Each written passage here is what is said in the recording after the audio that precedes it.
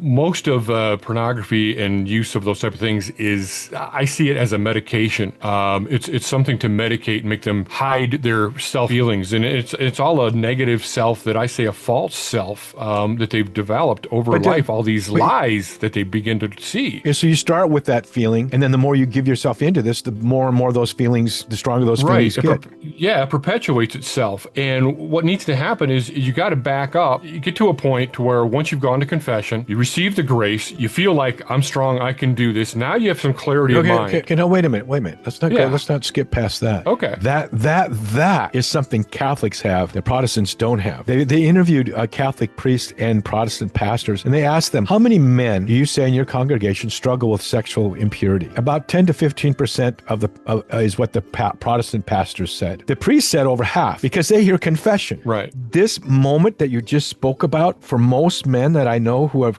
won this battle, it starts out right there in that reality of the confessional. Can you talk about what happened to you and what happens to men when they really come to grips with this thing and begin to battle it in the confessional booth? Absolutely. When you go to confession and you actually can confess what's really going on, and I teach priests how to do this, but and it's more than just going to confession and say, oh, I had some impure thoughts. No, you need to confess what you've done. I've looked at pornography. I looked 7 times, and I've masturbated this many times. Whatever. You need to really get into this and be honest with it and confess it. Full episode link below. Please like and subscribe.